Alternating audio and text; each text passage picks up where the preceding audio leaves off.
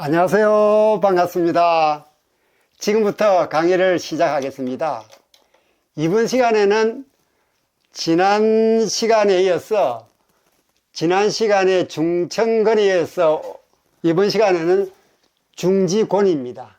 중지공계에 대해서 괴상, 괴명, 괴의, 교훈을 알아본 다음에 이 관련된 가수의 상징성과 대표곡을 감상하고 이 상징성을 가진 사람들의 운세를 시운, 재운, 가정, 건강 순으로 알아보도록 하겠습니다. 그 다음에 괴사와 상사를 함으로써 이번 시간은 마치는 걸로 하겠습니다. 자, 우리가 지난 시간에는 무슨 강의를 들었죠?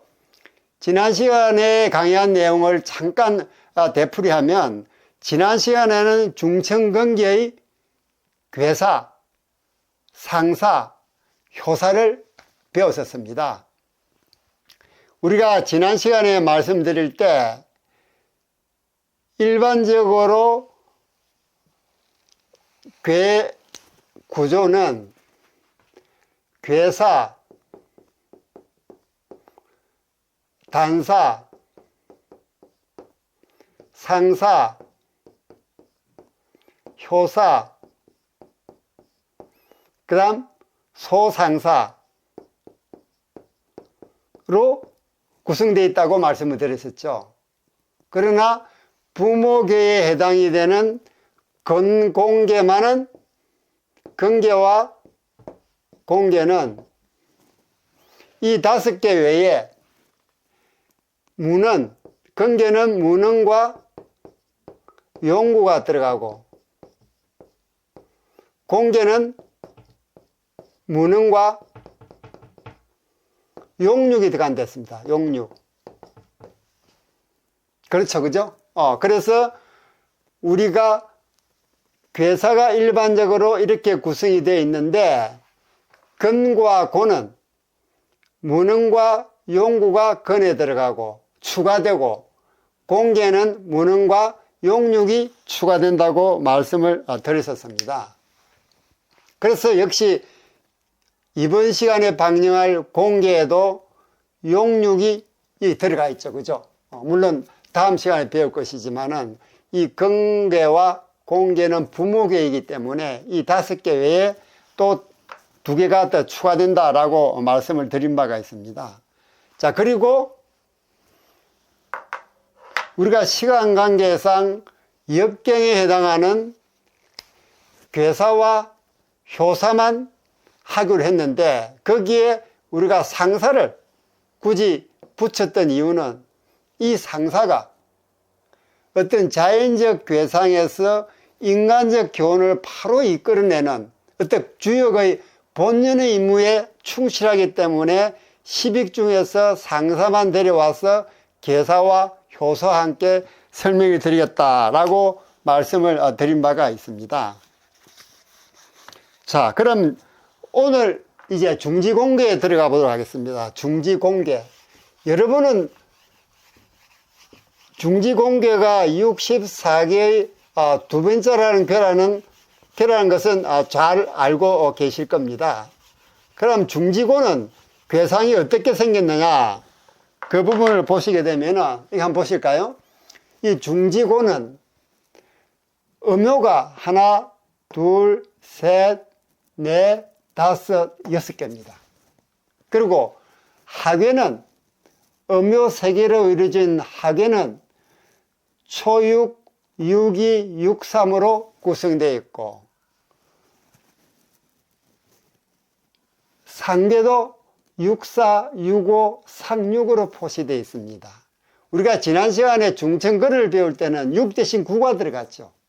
근데 이건 음효기 때문에 9가 아니고 6이 들어갑니다. 초육, 62, 63, 64, 65, 36 이런 식으로 들어가죠.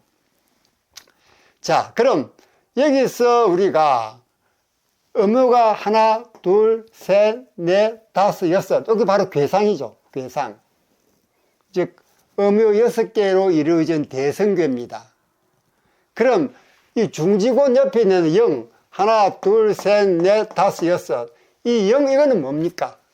이거는 우리가 주역과 이진법, 이진법과 주역을 배울 때, 음효는, 음은 0, 양은 1로 구성이 된다 그랬죠. 그래서 이 모두 음효니까 음이 6개로 나타난 겁니다.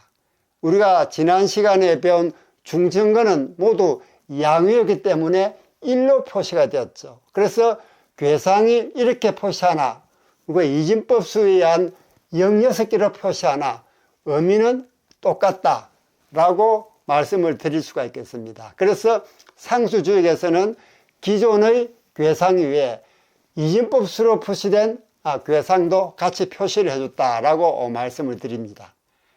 자, 다음 이 하괴는 공괴인데, 고는 땅을 상징합니다. 상괴도 마찬가지, 공괴인데 땅을 상징합니다. 그리고 괴명을 지어줄 때는 아버지 성과 어머니 성을 따가지고 이름을 진다 그랬죠. 자, 그럼 여기서 아버지 성도 지고 어머니 성도 집니다. 그럼 지지곤이 돼야 되겠죠. 그런데 중지곤으로 이름을 지은 이유는 치가 2개니까 지가 중복한 것이 곤이다 해서 중지곤으로 계명을 지은 것입니다. 자, 그럼 여기서 우리가 이 중지곤이라는 공계가 나타내는 의미, 즉 상징성은 무엇일까요? 상징성은 먼저 포용성, 유순함, 보조적 리더십 3가지가 되겠습니다. 이 중정이 나타내는 괴인은 포용성, 유순함, 보조적 리더십입니다. 자, 여기서 우리가 중지곤이 왜 포용성, 유순함, 보조적 리더십을 가지고 있느냐 하는 부분을 보도록 하겠습니다. 먼저 포용성입니다. 포용성은 만물은 땅의 작용을 바탕으로 삶을 영위하고 땅은 하늘을 본받는다고 했습니다. 즉 하늘을 본받아서 땅은 만물을 포용하는 것입니다. 즉 하늘의 작용을 본받아서 땅에서 만물을 포용하죠. 이 포용성입니다. 다음 유순함은 일반적으로 양효는 강건함을, 음효는 유순함을 상징합니다. 그런데 유순함을 상징하는 음효가 하나, 둘, 셋, 넷, 다섯, 6개 있습니다. 그러니까 지극히 유순한 것이죠. 그래서 음효의, 즉 중지공계의 괴인은 유순함이 들어가는 것입니다. 다음 보조적 리더십입니다. 보조적 리더십은 땅을 상징하는 고는 지난 시간에 배웠던 하늘을 상징하는 근에 순종하면서 만물을 완성합니다.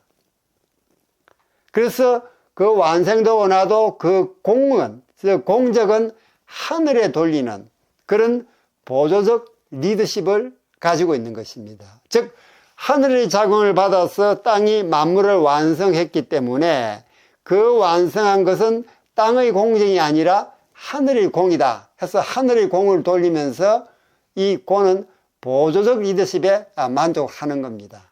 그래서 괴인은 포용성, 유순함, 보조적 리더십이 되겠습니다. 그럼 이 중지곤이 나타내는 교훈은 무엇일까요? 교훈은 여기 보다시피 땅과 같이 넓은 마음으로 만물을 포용하랍니다. 즉 포용성이죠. 땅과 같이 넓은 마음으로 만물을 포용하라. 인간서로 얘기하면 땅과 같이 넓은 마음으로 다른 사람도 포용하라 라는 뜻이 함축되어 있는 것입니다. 그래서 우리가 중지곤의 괴상, 괴명, 괴의, 교훈을 배웠습니다. 자, 그럼 여기서 우리 중종이 나타내는 포용성, 유순함, 보조적 리더십에 해당되는 가수는 누가 있을까요? 그에 해당되는 트로트 가수는 장윤정입니다. 이 장윤정 트롯 가수의 대표곡은 2003년에 발표한 어머나. 조금 이따 우리가 감상을 하도록 하겠습니다. 이런 포용성, 유순함, 보조적 리더십을 가진 사람들의 운세를 보면 먼저 시운입니다. 때운이죠. 성명원전입니다. 성명원전. 이름이 널리 알려지는 겁니다. 때운이 그렇습니다. 다음 재운, 재물운이죠. 재물운은 만재이귀, 만재이귀입니다. 만물을 가득 싣고서 돌아온다는 얘기입니다. 즉 공개의 어떤 포용성, 유순함, 보조적 리더십은 이렇게 재물을 가득 싣고 돌아오는 그런 재운을 운세를 가지고 있는 것입니다. 다음 가정입니다. 가정의 운세는 가정안온입니다. 가정안온. 가정이 편안하고 평화롭다는 뜻이죠. 안전하고 평화롭다는 뜻입니다. 건강은 유연운동입니다. 어떤 강한 운동보다도 유연한 운동으로 건강을 유지해 나가는 그런 운세를 가지고 있습니다. 결국 시운, 재운, 가정, 건강의 운세는 이 중지곤이 가지고 있는 어떤 상징성 또는 중지곤이 내품고 있는 그런 어떤 함축성, 그런 부분이 다 반영된 것이 이 운세라고 하겠습니다. 그래서 본인이 이 공개의 상징성에 해당되는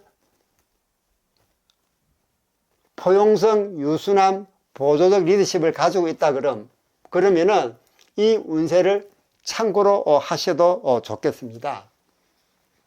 그럼 지금부터 어머나라는 장윤정의 대표곡을 들어보면서 왜 장윤정이 공개의 상징성인 포용성, 유순함 그리고 보조적 리더십을 가지고 있는지 그 부분을 살펴보도록 하겠습니다.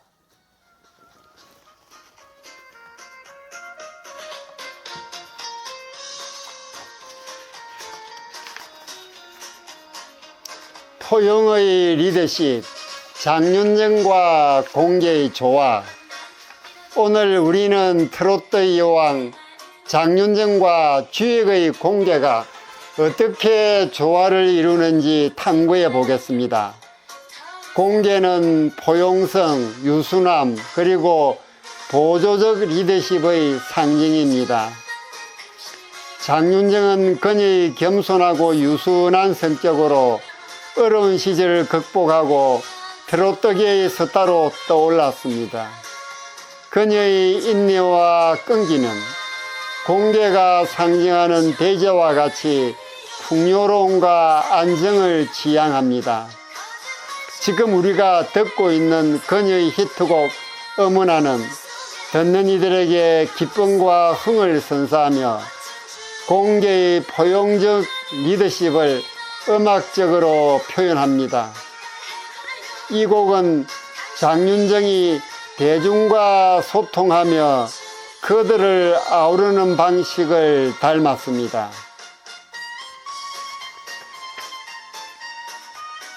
장윤정은 후배 가수들을 지원하고 격려하는 보조적 리더의 역할을 훌륭히 수행하고 있습니다.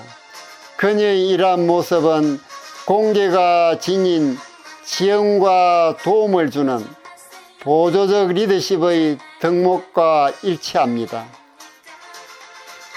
포용성, 유순함, 보조적 리더십을 통해 장윤정은 우리에게 어떻게 행복과 감동을 선사하는지 보여주고 있습니다.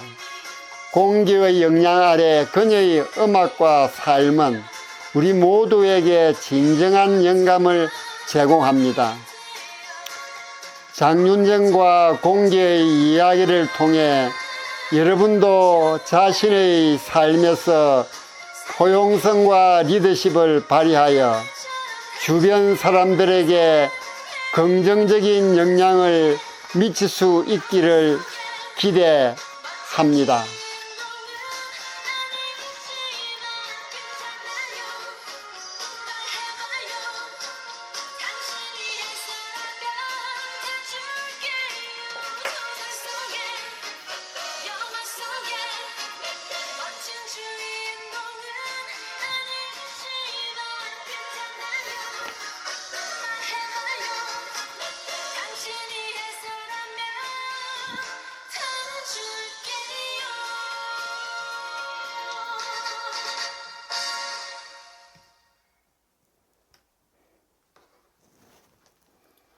자, 지금부터 중지공기의 괴사와 상사를 말씀드리도록 하겠습니다.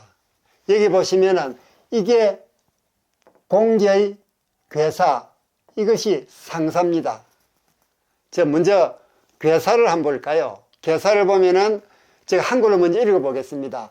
원형, 리, 빈마지정, 군자 유유왕, 선미 후덕주리, 서남덕붕, 동북상붕, 안정길. 이걸 한글로 번역하면은 경계는 크게 형통하고 앞말의 고듬이 이롭다 또는 앞말의 발음이 이롭다. 군자가 나아갈 바가 있으나 스스로 앞서면 길을 잃고 자신을 뒤로 하면 주인을 얻어 이롭다. 서남 쪽에서는 동지를 얻고 동북 쪽에서는 동지를 잃으니 편안하고 안정스러우면 길하다 또는 편안하고 고르면 길하다로 한글로 번역할 수 있겠습니다. 자, 그럼 우리 여기서 이제 해독을 해볼까요? 여기서 먼저 공계도 경계처럼 원, 형, 리, 정 똑같이 원형, 리정 네 자가 들어갑니다. 그런데 단서가 있죠. 경계는 그냥 원형, 리정, 이 원형, 리정으로 딱 네 자로 되어 있습니다만 중지 공계는 이 보면은 정자 앞에 빈마지라고 세 자가 들어가 있습니다. 그런데 이 지자는 어조사니까 의미가 없고요. 빈마라는 이 두 글자가 정 앞에 들어가 있습니다. 이게 단서가 됩니다. 왜? 이 빈마라는 것은 이 암컷 빈자의 말맞자입니다. 앞말입니다. 앞말. 즉 크게 형통하며 앞말의 고듬을 얻으니 이롭다라고 되어 있습니다. 자, 그럼 여기서 일반적으로 고는 여기 보면 유수남이라는 상징성이 괴이가 있죠. 그럼 이 유수남의 괴를 가진 건 동물은 당연히 소입니다. 소인데 불구하고 여기 말이 나온 이유는 무엇일까요? 우리가 일반적으로 경계가 상징하는 것은 말이고 공계가 상징하는 것은 소라고 얘기합니다. 그런데 공계의 괴사에 빈마지정이라는 빈마가 들어가는 이 말이 나온 이유는 우리가 어떻게 봐야 되느냐 하는 부분을 말씀을 드리겠습니다. 여기서 우리가 관심을 가져야 할 부분이 항상 괴사나 또는 상사, 효사를 읽을 때 모두가 상대적인 거랍니다. 상대적인 이유라 하죠. 자, 여기서 말이 나온 이유는 유수남을 가진 공계에는 당연히 소가 나와야 되는데 말이 나온 이유는 말이 소보다도 훨씬 멀리 달려나갈 수 있기 때문입니다. 그래서 공계의 덕을 널리 퍼뜨릴 수 있기 때문에 여기서 말이라는 이 말이 소를 대해서 나오는 겁니다. 또 말이란 말이 나온 것은 여러분 용마라는 얘기를 들어보셨죠? 용마.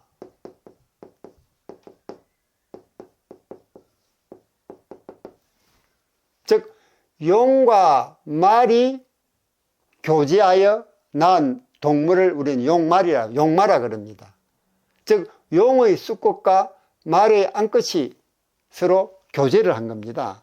그래서 이 말에 해당되는 이 부분은 곤에 해당되는 곤계에 이 말이 나온 것은 바로 그런 뜻이 담겨져 있습니다. 그리고 우리가 여기서 이게 앙컷빈이겠죠. 이게 이자가 앙컷빈이라 했습니다. 앙컷빈. 앙큼 앞말이 나오는 이유도 공개가 어머니 또는 땅을 상징하기 때문에 앙컵이라는 빈자가 나오는 것입니다. 그러니까 즉 이 빈마, 말 중에서도 앞말이 돼지의 유순함에 더 부합하기 때문입니다. 돼지는 강건한 움직임의 하늘에 순응해서 만물을 기르고 있습니다. 주의가 말하는 주역본의가 주역본의. 주역본의에 보면 주의가 만드는 책입니다. 주역본의에 보면 어떤 말이 있냐 그러면은 양은 크고 음은 작으니 양은 음을 겸할 수 있지만 음은 양을 겸할 수 없다라고 되어 있습니다.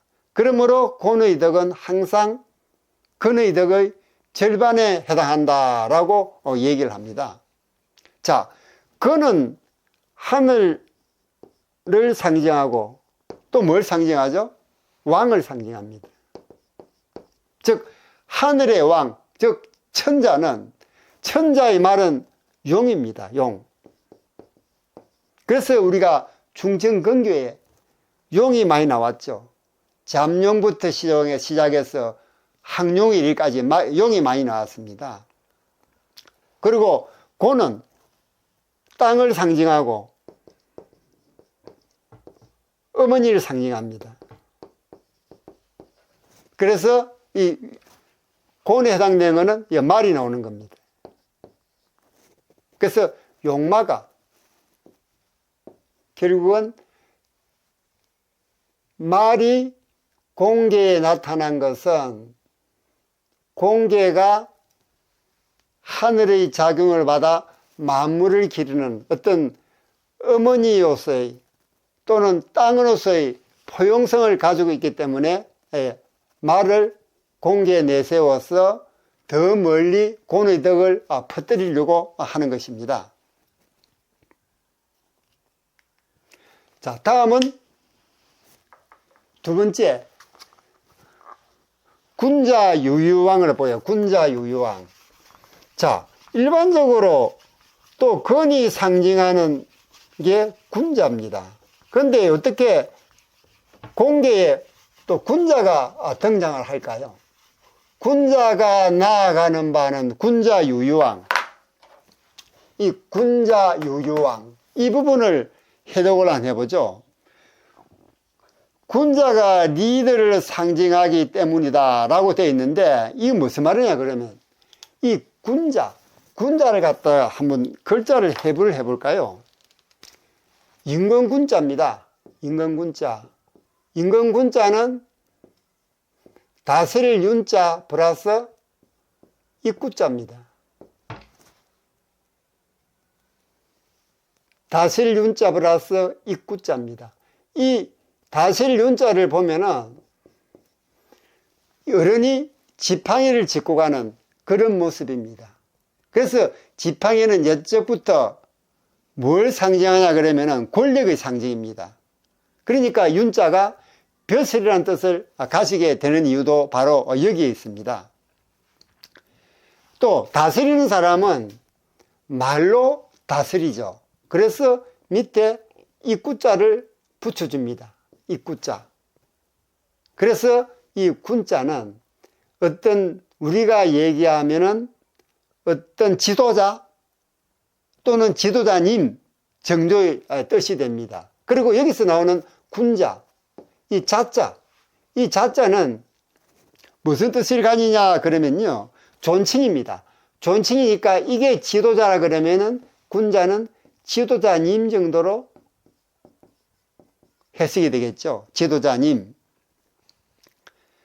주도적이든 보조적이든 리더는 리더입니다. 그래서 공개 괴사에도 군자가 나오는데 이 군자는 보조적 리더라는 뜻을 가지고 있다라는 부분을 우리가 여기서 알 수가 있겠습니다. 다음은 선미후덕주리입니다.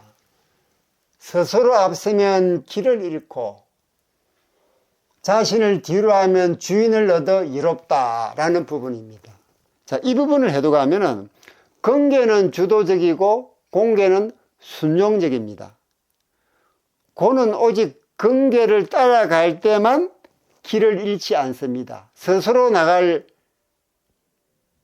길을 잃기 쉽죠. 그래서 항상 근을 따라가야 됩니다. 그래서 순종적이라 그랬어. 그리고 또 그래서 스스로를 앞세우면은 길을 잃고 자신을 뒤로 하면 주인을 얻어 이롭다라는 그런 효사가 나오는 것입니다. 선미 후덕주리. 다음은 서남덕풍 동북상북입니다. 서남 쪽에서는 동지를 얻고 동북 쪽에서는 동지를 잃는다는 뜻입니다. 자, 이게 또 무엇을 의미할까요? 왜 서남에서는 동지를 얻고 동북에서는 동지를 잃는다고 얘기를 하는 것일까요? 자, 여기 서남덕풍 동북상북은 후천팔계도와 관련이 있습니다. 우리가 아직 정식으로 배우지는 않았습니다만 선천팔계는 우리가 배웠죠. 우리가 기초 서론 부분에서 8계가 중첩돼서 64계가 되니까 이 8계에 대한 어떤 상징을 우리가 철저하게 이해를 해야 된다. 즉 8계에 대한 물상을 철저히 이해해야 된다라고 말씀드릴 때 제가 말씀드린 부분이 바로 선천팔계입니다. 일반적으로 선천팔계는 이렇게 표시를 하죠. 자, 원을 하나 그려보겠습니다.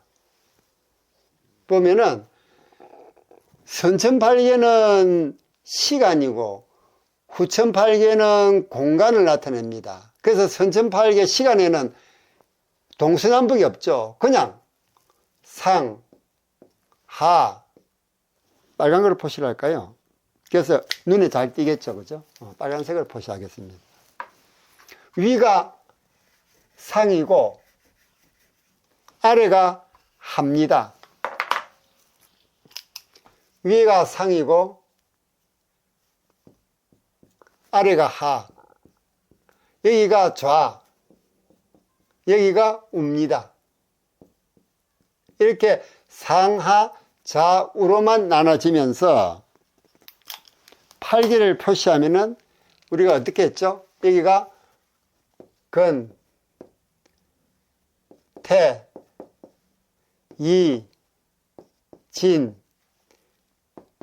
손, 감, 간, 곤으로 말씀을 드렸습니다. 근괴, 태괴, 이괴, 진괴, 송괴, 감괴, 간괴. 우리가 배웠던 8계는 이 선천팔계입니다.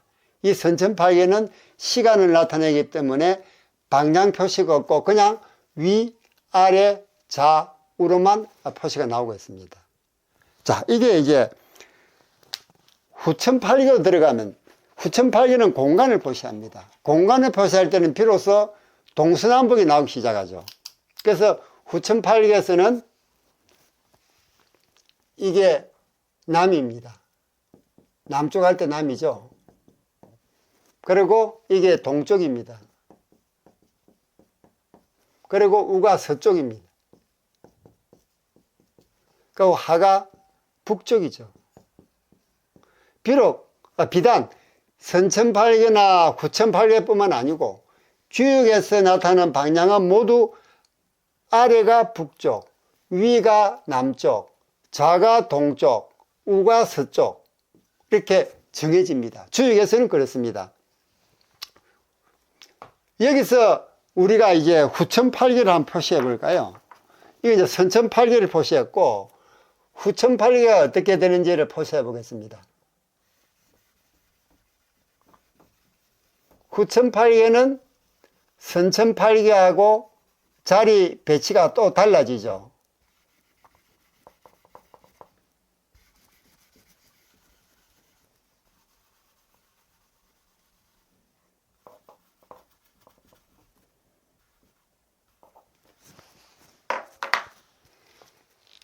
자, 여기가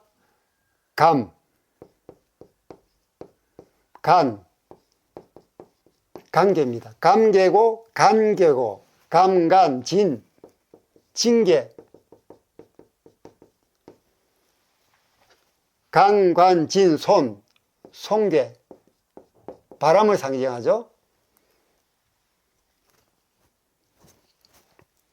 땀, 니계, 불을 상징합니다. 그 다음 공계, 땅을 상징합니다. 그 다음 태계, 연못을 상징합니다. 그리고 건계, 하늘 상징하죠. 이렇게 감, 간, 진, 손, 니, 곤, 태, 근 이렇게 하나, 둘, 셋, 넷, 다섯, 여섯, 일곱, 여덟 이게 후천팔계입니다. 자, 그럼 이 서남덕분과 동북상붕은 이 후천팔계와 관계가 있다 그랬는데 어떤 관계가 있느냐 그걸 한번 보도록 하겠습니다. 여기 보시면은 서남이 어느 쪽입니까? 서남이 여기입니다. 서남 사이에 뭐가 있죠? 이 곤이 있습니다. 바로 공계의 곤입니다. 자, 곤이 반대 방향에 뭐가 있죠? 간계가 있습니다. 이건 바로 동북이죠. 동북의 중간에는 간계가 됩니다. 자, 그러면 우리가 서남덕붕, 동북상붕이라 했으니까 여기에 곤은, 공계는 어무가 6개죠. 하나, 둘, 셋, 넷, 다섯, 여섯. 어무가 6개입니다. 요 6개 있죠. 하나, 둘, 셋, 넷, 다섯, 여섯. 어무가 6개인데 이 어무가 이 고는 우리가 궤로 표시하면 어무가 3개죠. 그래서 이 공계가 이 서남쪽인 곤으로 가면은 동지를, 같은 음계니까 동지지 않습니까? 동지를 얻는다고 하는 이유가 바로 거기에 있고, 이 간계는 표시하면 이렇죠. 우리가 일반적으로 팔계에서 양과 음이 섞여져 있을 때 양계가 많으면은 음계가 되고 음계가 많으면은 양계가 된다고 했습니다. 무슨 뜻이냐면요. 일단 우리가 여기서 해당되는 걸 궤로 한번 표시를 해보죠. 이 감은 어떻게 됩니까? 이렇게 되죠. 그는 양효가 3개입니다. 다음 태는 양호 둘에 음효가 있습니다. 고는 표시대로 음효가 3개로 되어 있죠. 니는 어떻습니까? 니는 양효 둘 사이에 음효가 들어가 있습니다. 소는 어떻습니까? 소는 음효 하나에 양효가 2개 들어 있습니다. 지는 어떻죠? 지는 이렇게 되죠. 음효 2개에 양이 하나가 되어 있습니다. 제가 조금 전에 말씀을 드렸듯이 이 궤 속에 음효가 많으면은 양효라는 뜻은 적게 있는 효가 그 궤를 장악한다는 겁니다. 예를 들면 이 고는 말할 것도 없죠. 다 3개 음효니까 이건 음계입니다. 그 다음 이 택에는 어떻습니까? 양효가 2개고 음효가 하나입니다. 적은 것이 그 괴를 장악한다 그랬죠. 그럼 이건 양괴입니까? 음괴입니까? 음괴죠. 왜? 음효가 하나밖에 없으니까요. 그럼 감 같은 경우는 어떻습니까? 감 같은 경우는 양효가 하나니까 양효 하나가 장악한다 했죠. 그럼 이게 양효입니다. 그죠? 그 다음 이 감괴도 양효죠. 왜? 양효가 하나밖에 없으니까. 징계는 마찬가지 양효입니다. 양효가 하나밖에 없으니까요. 자, 소는 음효가 하나밖에 없죠. 이건 음효입니다. 리는 음효가 하나면 이것도 음효죠. 고는 말할 것도 없이 음입니다. 음이 3개니까요. 자, 여기서 보시면은 음효가 이쪽으로 다 몰려 있습니다.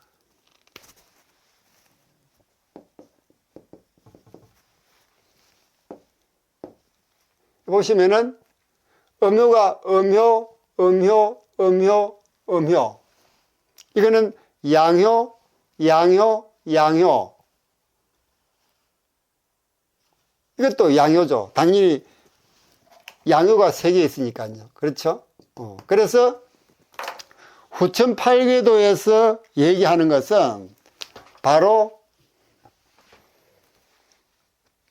서남에서 동지를 얻는다는 얘기는 공계가 6개 음으로 되어 있으니까 같은 음효가 있는 이 서남에서는 동지를 얻는다고 얘기했고, 그 반대는 양효이기 때문에 동지를 얻지 못한다. 즉 동지를 잃는다라고 여기에서 괴사에서 얘기한 내용 등 바로 이 후천팔계도를 기준으로 설명을 하고 있는 것입니다. 또 주나라 입장에서 볼 때, 즉 역사적으로 볼 때도 이 서남덕붕, 동북상붕은 나름대로 설명을 드릴 수가 있습니다.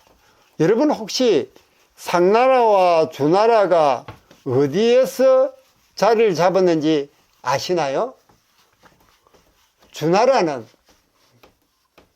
지금의 중국 산서성 서안을 중심으로, 중국은 시안이라 그러죠.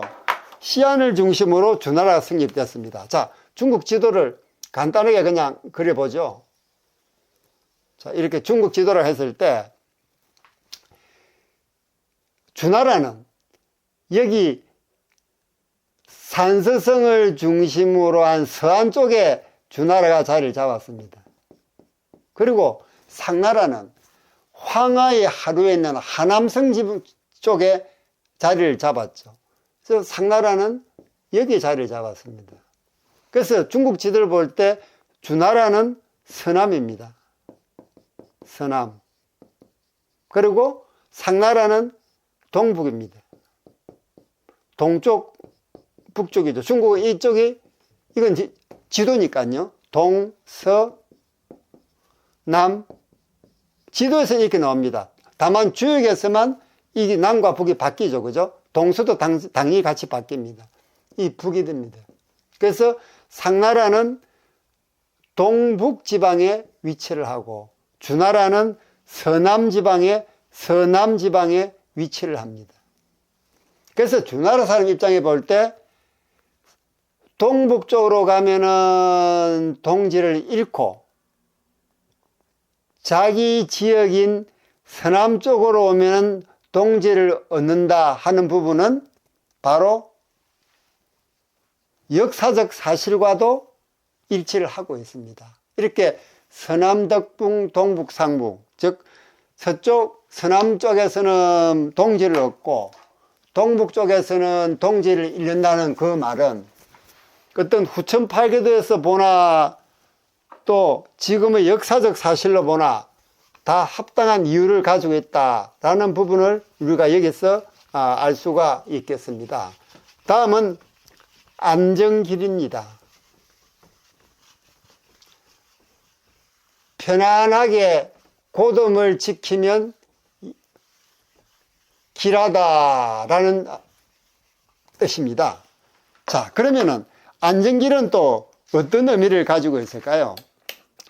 안정기의 정은 흔히 이 정은 이 정 있죠. 안정기의 정, 고듬 또는 발음으로 했으면 저는 우리 상수주역에서는 발음으로보다는 고듬으로 다 해석을 했습니다. 왜냐하면 고듬이란 뜻이 발음이란 뜻을 함축하고 있으면서 좀 더 넓은 개념이니까요. 편안하게 고듬을 지키니 길하다라는 뜻은 이 정은 흔히 고듬으로 해석되지만 정확히 말하면 자신의 본연의 모습입니다. 정은. 왜 본연의 모습이냐 그러면 우리가 원형 이정을 배울 때 정은 겨울에 해당이 되고 가을에 결실한 열매를 겨울에 보존했다가 봄에 꽃을 피운다고 했습니다. 그래서 정은 그 원래의 결실 씨앗을 보관하고 있으니까 본연의 모습입니다. 자, 이 본연의 모습은 이 안정이란 자신의, 그래서 이 안정이란 자신의 본연의 모습을 편안하게 하는 것이 길하다는 것입니다. 여기서 말하는 자신의 공개에서 말하는 자신의 모습이란 다름 아닌 어떤 보조적 리더십, 또 빈마, 앞말, 빈마, 즉 이게 앞말이죠. 빈마가 앞말이지 않습니까? 앞말 또는 보조적 리더십, 그것 쪽에 치중해서 자신의 모습을 편안하게 하면 길하다는 그런 뜻이 됩니다. 그래서 보조적 리더라는 것은 계속 자신의 본분인 신하로서의 최선을 다하는 것입니다. 그래서 신하는 무슨 공을 이루더라도 자신이 내세우면 되지 않습니다. 공은 모두 군주에게 돌려야죠. 그래서 신하가 군주를 앞서라 하면 혼란이 일어납니다. 이건 우리 조직에서 마찬가지죠. 밑에 부하직원이 공을 세웠으면 그 공은 자연스럽게 위로 넘겨줘야 됩니다. 그래야 그 조직이 원만하게 돌아갑니다. 물론 좋지 않은 일이 생겼을 때는 역시 위에 사람이 책임을 져야죠. 하지만 좋은 일이 있을 때도 그 공은 위로 올려야만이 그 조직이 원만하게 돌아갑니다. 인간사가 그렇습니다. 자, 그럼 이 공개는 보조적 리더십을 선천적으로 지닌 사람한테 적합합니다. 그럼 보조적 리더십을 선천적으로 지킨 사람은 누가 있을까요? 중국 역사로 보면은 우리가 법녀라죠. 법녀. 법녀는 월남구천의 참모입니다. 월남구천. 월남구천을 통해서 나라를 통일시키죠. 다음은 주은내. 주은내 같은 경우에는 여러분이 잘 아시겠습니다만 모택동을 모시면서 오랫동안 제2인자 역할을 해왔습니다. 유순한 성격의 소유자였습니다. 다음 우리나라 치면 김종필 정도 될까요? 김종필은 박정희 대통령을 오랫동안 모시면서 2인자 역할을 해왔죠. 이렇게 공개는 보조적 리더십을 선천적으로 지닌 사람한테 적합합니다. 즉 법녀, 주은내, 김종필 이런 분들이 우리가 보조적 리더십을 가진 대표적인 사람들이라고 우리가 해석하시면은 틀림이 없을 것 같습니다. 자, 괴사는 여기까지 설명을 드리도록 하겠습니다. 결론적으로 얘기해서 공개의 괴사는 무엇을 얘기하냐 그러면 유순함을 바탕으로 보조적 리더로서의 역할을 제대로 수행하면은 그게 길한 것이다. 그런데 그렇지 않고 본인이 앞서서 나가면 길을 잃게 되고 뒤에서 따라가면 주인을 얻어서 이득이 된다는 이 선미후덕주 또 서남덕붕 동북상붕 이런 구절이 들어가면서 괴사는 우리에게 그것을 알려주고 있습니다. 유순함이 필요한 이유, 공을 보조적 리더로서 공은 군주에게 돌려야 되는 이유, 이런 부분을 하면서 공계가 해야 될 처신을 우리에게 알려주고 있습니다. 다음은 상사입니다. 상사는 이게 상활로 되어 있죠. 상령에서 말하면 또는 상사에서 말한다. 지세곤 군자의 후덕 재물입니다. 땅의 형세가 공개이니 군자는 이것을 보고서 두턴덕으로 만물을 실어준다라는 뜻입니다. 자, 그러면은 우리가 경계의 상사는 어떻게 되어 있었죠? 경계의 상사. 경계의 상사는 이렇게 되어 있었죠. 경계는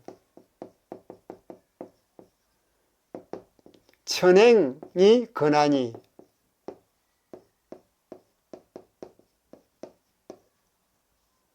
군자이하여 자강불식 아니니라.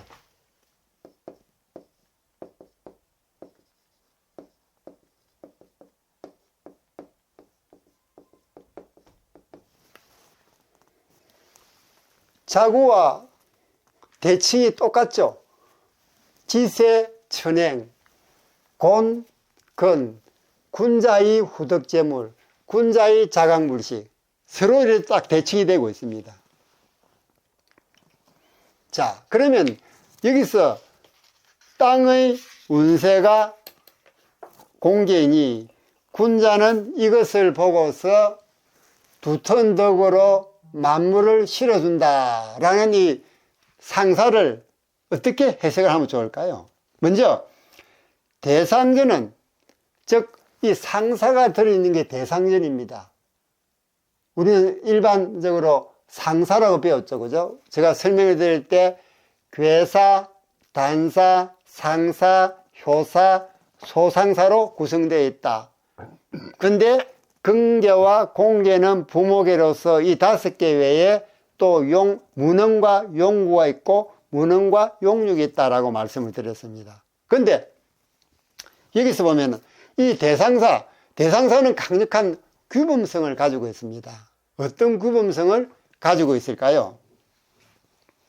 자, 괴상자는 먼저 괴상을 설명합니다. 앞에는 괴상, 이 지세, 땅의 형세. 땅의 형세가 뭡니까? 하나, 둘, 셋, 넷, 다섯, 여섯으로 표시된 이 괴상을 바로 얘기합니다.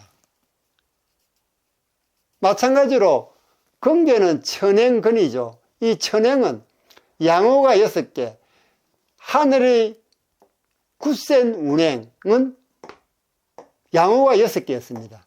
그렇죠? 근데 이 지세는 음효가 6개, 땅의 형세, 바로 괴상을 의미한다. 두 번째는 곤입니다.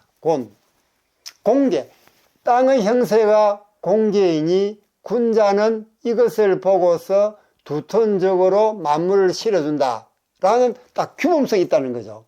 근계도 마찬가지, 하늘의 굳센 운행이 근계이니 군자는 이것을 보고서 스스로 강해지기 위해 힘없이 노력한다 라고 얘기를 하고 있습니다.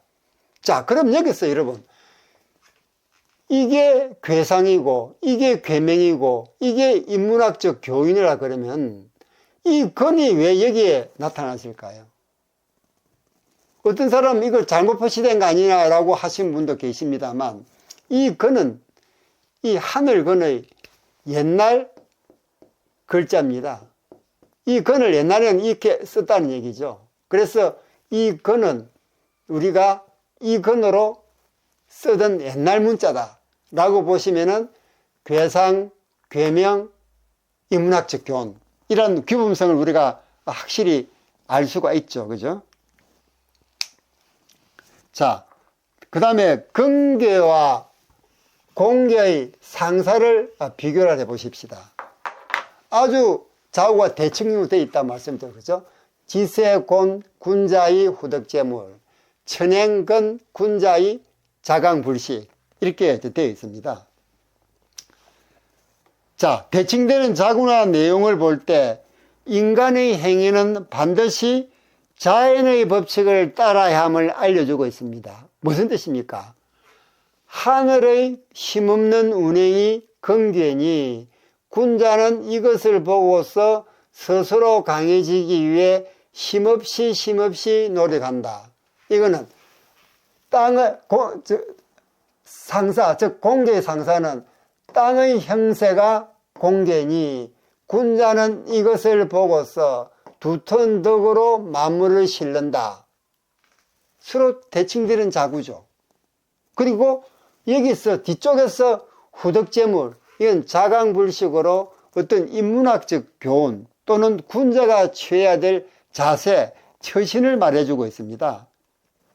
그래서 인간은 자연의 법칙, 즉 앞에 나타난 괴상, 이것에 따라서 이렇게 행동해야 된다는 어떤 인간이 갖춰야, 인간이 처신해야 될 방법을 여기 설명해 주고 있는 것입니다. 자, 이 부분은 노자 도덕경을 보면요, 이런 말이 있습니다. 사람은 땅을 본받고, 그걸 한자로 표현하면 이렇게 적죠. 사람은 땅을 본받고, 땅은 하늘을 본받고, 또 하늘은 도를 본받고, 그 다음 도는 자연을 본받는다 라는 도덕경에 나오는 얘기입니다. 즉 한자로 읽을게요. 임법지, 지법천, 천법도, 도법자연입니다. 그럼 결국 어떻게 됩니까? 인간은 자연을 따른다는 겁니다. 이게 주역이 우리에게 알려주는 주역의 본질이고 핵심입니다. 제가 조금 전에 설명해 드렸죠. 이 상사가 중요한 것은 그 자연의 형태에 따라서 인간은 어떻게 행동해야 된다는 그 부분을 바로바로 알려주고 있기 때문입니다. 그래서 우리가 주역을 배우는 우리 학역자들은 말이나 행동을 할 때 항상 자연의 섭리에 따라서 그렇게 말하고 행동하면서 살아갈 때 스스로의 어떤 행복을 여기서 느낄 수 있는 것이고, 주역을 공부하는 목적이 바로 여기에 있는 것입니다. 그래서 주역에서 말하는 봄, 여름, 가을, 겨울, 겨울은 추위라는 무기를 가지고 착실하게 성장하고 충실하게 열매를 맺은 사람은 자연에 좀 더 오래 남겨두고, 그렇지 않은 사람은 자연에서 살지 못하게 한다는 그 뜻이 바로 여기 있는 것입니다. 그래서 이제 우리는 왜 주역을 공부해야 되는지, 주역이 우리에게 무엇을 알려주고 있는지, 또 우리가 어떻게 살아가야 되는지를 이제는 우리가 다 파악을 했습니다. 앞으로 배워나갈 부분들은 이런 대전제를 두고 우리가 하나하나 괴사, 효사, 상사들을 배워나가는 것입니다. 자, 다음 이제 후덕재물. 상사 중에서 후덕재물. 후덕재물은 제가 말씀을 드렸듯이 두턴덕으로 만물을 실어준다 라고 되어 있습니다. 대지는 만물을 실어줍니다. 즉 공계가 의미하는 땅은, 대지는 만물을 실어줍니다. 그러나 아무런 생색을 내지 않습니다. 무겁다고 투덜대지도 않고 종류가 많다고 불평하지도 않습니다.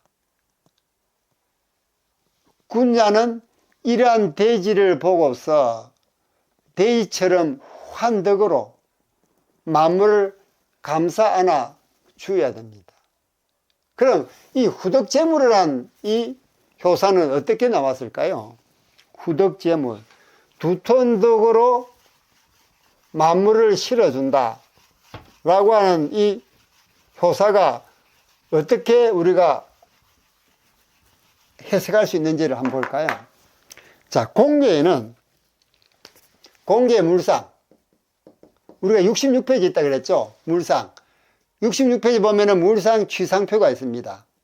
그런데 제가 계속 물상만 얘기하는 것은 넓은 의미에서 취상은 물상에 포함되기 때문입니다.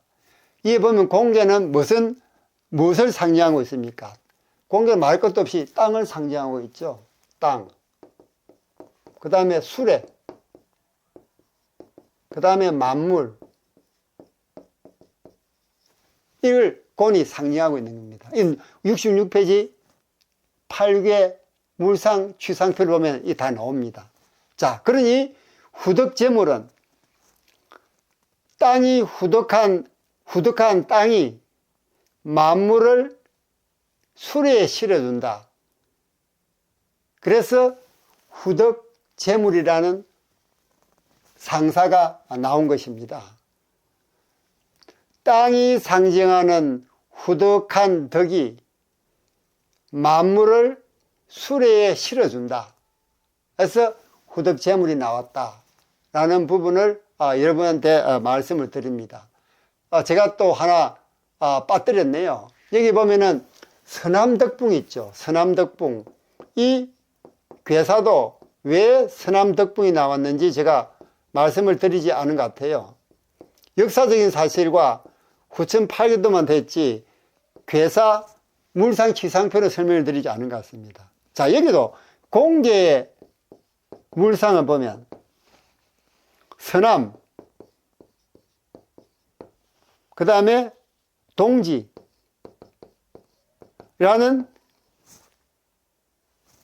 물상이 66페이지 8개의 물상 취상표에 나오고 있습니다. 그러니까 서남 덕붕이라는 것은 자연스럽게 우리가 읽을 수 있는 거죠. 이렇게 상수주역은 상과 수를 가지고 그 괴사와 효사를 읽어낼 수 있는, 그게 상수주역의 특징이라고 말씀드린 바와 같이 어떤 괴사와 효사가 있으면 또는 상사가 있으면 거기에 대해서는 반드시 그에 상당하는 상과 수가 나타난다. 그 상과 수를 읽어냄으로써 우리가 괴사와 효사를 해석할 수 있다라는 부분을 제가 누누이 말씀드린 바가 있습니다. 자, 지금까지 중지공계의 괴상, 괴명, 괴의, 교훈, 그 다음에 상징성에 따른 연계가수, 대표고, 그 다음에 그분들의 운세를 설명을 드리고, 그 다음 괴사, 상사를 설명을 드렸습니다. 자, 오늘의 강의는 여기까지입니다. 자, 다음 강의는 2-2 중지공계의 효사. 이제 효사만 하면 되겠죠. 우리가 괴사와 상사일 끝났으니까 다음 시간에 우리가 효사만 하면 되겠습니다. 자, 여기서 제가 양해 말씀을 드려야 될 것 같습니다. 지난 시간에 강의를 드렸던 중천근의 괴사, 상사, 효사를 강의하다 보니 무려 시간이 1시간 40분이 되었습니다. 여러분 들으시느라고 너무 힘들으셨죠? 이 중천근괴가 64개의 머리괴가 되다 보니 내용이 방대합니다. 그 방대한 내용을 3회로 나누어서 방영할까도 생각을 해보았습니다만 다른 괴와 형평성을 맞추기 위해서 2번으로 줄여서 방영을 했더니 그렇게 길어져 버렸습니다. 제가 미리 조치를 취하지 못한 점 양해 말씀 드립니다. 그래서 이번 중지공계부터는 이 괴사와 상사를 전반부에 설명을 드리고 후반부에서는 효사만, 이에 따른 효사만 설명하는 이런 식으로 진행을 하면 시간 안분 비례가 조금 나아질 것 같습니다. 그렇게 진행을 하도록 하겠습니다. 이제 말 그대로 천고마비의 계절입니다. 하늘은 높고 말은 살찐다는 얘기죠. 우리 몸과 마음도 천고마비의 계절에 걸맞게 잘 지탱해 나가시면 좋겠습니다. 자, 공개 강의를 마치면서 여러분은 어떤 포용성, 유순함, 보조적 리더십을 가지고 계신가요? 여러분의 얘기도 댓글로 공유해 주세요. 그래서 더 많은 주익의 교훈을 우리 함께 배워봅시다. 여러분의 좋아요, 구독, 댓글은 제게 큰 힘이 됩니다. 저는 다음 시간에 더 좋은 영상으로 여러분을 찾아뵙도록 하겠습니다. 여러분 안녕.